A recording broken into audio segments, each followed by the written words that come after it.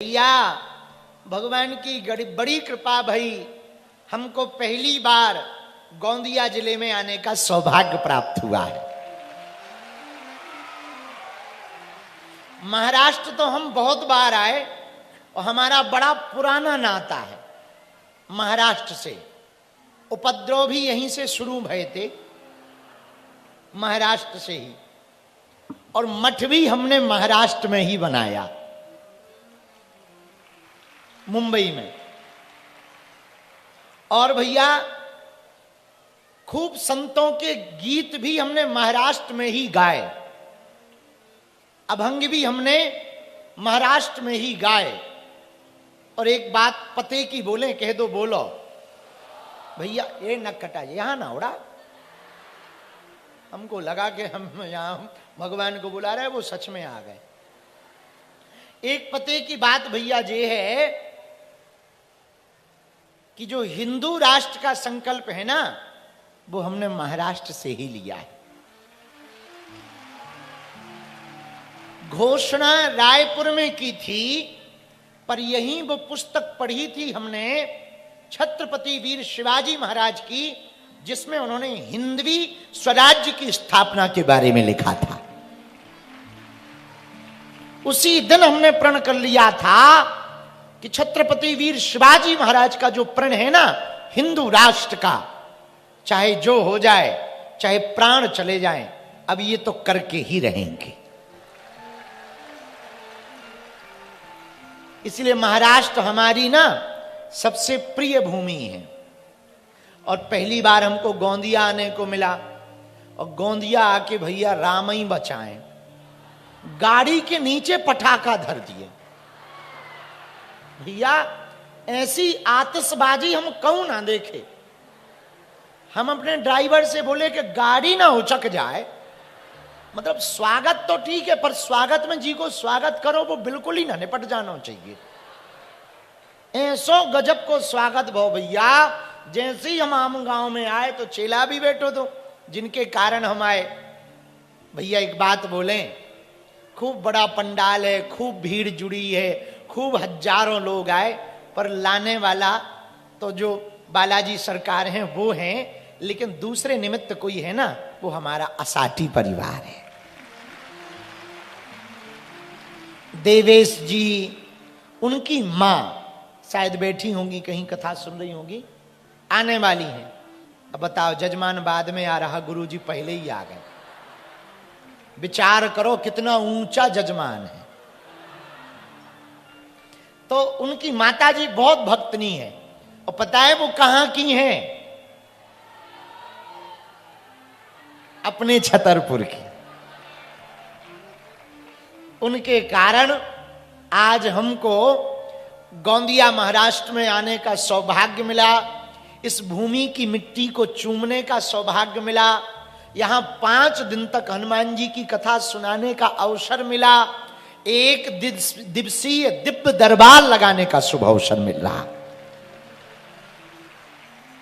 हम संपूर्ण गोंदिया वाले, आम गांव, बगल में रायपुर लगा है, छत्तीसगढ़ लगा है, मध्य प्रदेश लगा, बालाघाट, पूरा आसपास लगा हुआ है यहां, और खूब जंगल है। बहुत प्रसन्नता हुई हमको भैया, पहली बार जरूर आए, पर ऐसा लग रहा कि बहुत दिनों से हम तुम्हें जानते हैं। आज हनुमान जी का चरित्र सुनाने का शुभ अवसर है, पहला दिन है। टाइम के हम बहुत पक्के हैं। 3 बजे बोला था, अपनी घड़ी के हिसाब से 3 बजे आ गए।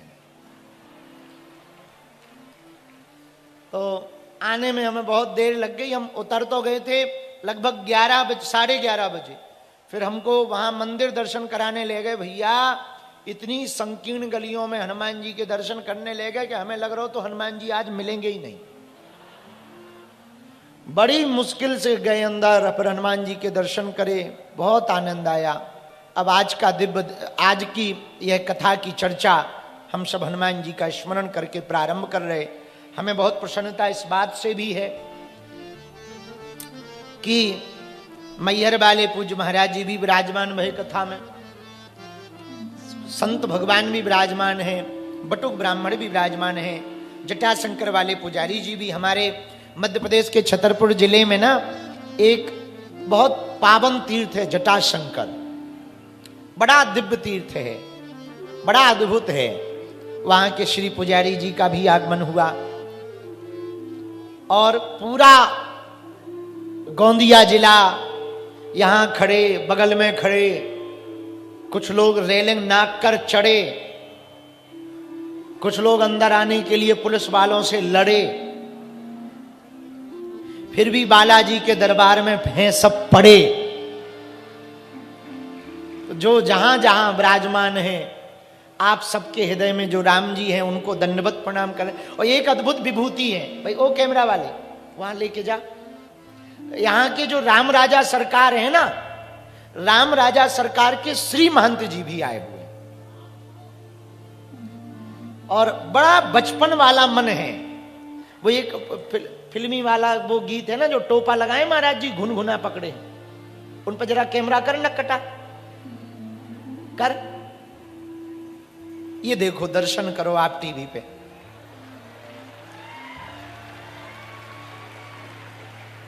गजब का चश्मा, सफेद दाढ़ी, बच्चों वाला झुनझुना, और टोपा में देखो आप कितने वो लगे हैं, अब हमें तो नाम तक नहीं आ रहा है।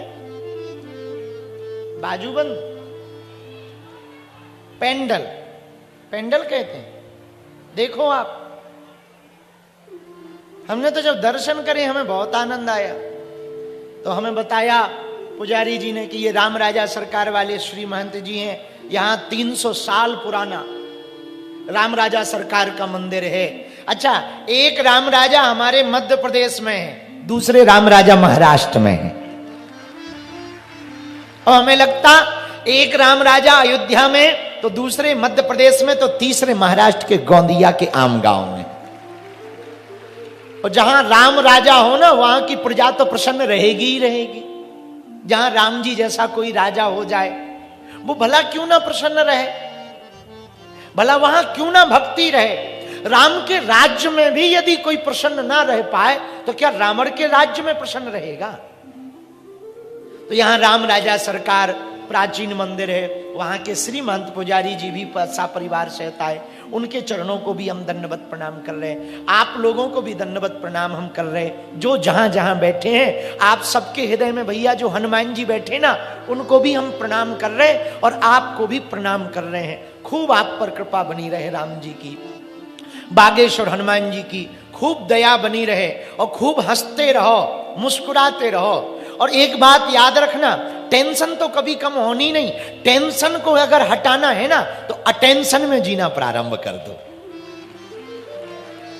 टेंशन से बचना ना, अटेंशन में ऐसे जियो कि जिंदगी बड़ी अद्भुत लगने लगे। समस्या कहां कम है, आपदा को अवसर में बदलो। किसको? बोलो बोलो बोलो। आपदा को अवसर में बदलो, विपत्ति को प्रसन्नता में बदलो। मुसीबत को मुसीबत मत मानो, मुसीबत को भी अपने जीवन का एक पहलू मानो कि ये सीख दे रही है हमें। वरना समस्याएं तो किसके जीवन में नहीं है। भगवान राम के जीवन में कितनी विपत्तियां नहीं रही। जो ब्रह्म है, नारायण है, ईश्वर है, अखंड ब्रह्मांड नायक है, जो शाश्वत है, जो परम सत्य है, जो परमात्मा है, उन परमात्मा के भी जीवन में वो नर, जब नारायण नर बनकर आए, भले ही लीला की, पर उनके भी जीवन में तो विपत्ति रही है ना। विचार करो, राम जी के जीवन में जितनी विपत्ति रही, उससे 1% भी तुम्हारे जीवन में आ जाती है ना, तुम ढोल नगाड़े पीट डालते। 1%। कितनी प्रभु ने, जो कल तक राजा बनने वाले थे ना, वो दूसरे दिन वनवास चले गए। हम लोगों में से किसी के साथ ऐसा होता कि आज राजा की घोषणा हो गई और कल राजा ना बनना हो, जंगल जाने की बात हो जाए, तुरंत कोर्ट में केस ठोक देंगे। तो बाहर में गया, और कोर्ट का केस तो ठीक ही है, जो ऐसा मामला करेगा रात को ही निपटा देंगे। हाँ, कि ठटरी भराओ। विचार करो, ब्रह्म के जीवन में, प्रभु राम के जीवन में जो कल तक राजा बनने वाले थे वो बन गए। पर याद रखना मेरे पागलों, वो बन गए तो बन गए, वो बन गए तो बन गए। ना राम बन जाते न राम बन पाते। राम तो राम तब बने जब वो बन गए, ना वो बन जाते ना वो बन पाते। इसलिए विपत्तियों को, मुसीबत को आप परेशानी मत समझो ना, उसको भी भगवान की कृपा समझो, उसमें भी मुस्कुराने की आदत डालो। है बड़ा कठिन काम, कहना सरल है, सुनना सरल है, पर विपत्ति आती ना तब सब भूल जाते। अच्छा, ज्ञान की एक आदत है, दूसरों पे तो बहुत बढ़िया काम करता है, खुद पे काम नहीं करता है। किसी और के यहां मर गया हो कोई और जाके समझाना बहुत सरल है, आना जाना तो लगा रहता है, ये तो भगवान की माया है, कौन यहां बचा है, भगवान का बाप भी नहीं बचा है, काहे को, आत्मा तो शाश्वत है, ना मरती है ना जीती, काहे को। लेकिन जब खुद पे आ जाए सो छाती फाड़ पड़, हाय दैया लुट गए। हाँ, ये ज्ञान है, ज्ञान बड़ा विचित्र है, दूसरों पे तो बड़ा काम आता, खुद पे काम नहीं आता है भैया। और खुद पे काम आने लगे ना, समझ जाना तुम ज्ञानी हो गए हो। जिस दिन तुम्हारा ज्ञान तुम्हारे काम आने लगे, पर उपदेश कुशल बहु तेरे। यहां दूसरों को ज्ञान देने के लिए सबके पास उपदेश। हमने तो कई बाप ऐसे देखे खुद तंबाकू मलते हैं और बच्चों से कहते बेटा तंबाकू नहीं खानी चाहिए, कैंसर हो जाता, टटरी के बरे। जैसे तुम अमर खा रहे हो या अमृत ले रहे हो, न कटा मुंह सर चंदा। अरे भैया, ये ज्ञान ना बड़ा विचित्र है, दूसरों के लिए बहुत फूटता, खुद पे बहुत कम उतरता है। आपदा को अवसर में बदलो। किस में बदलो? आज का सूत्र नोट करो, आपदा को किस में बदलो? जरा जोर से बोलो ना, अवसर में बदलो। अवसर मतलब उसको ही अपनी जीवन का अभिप्राय मानो।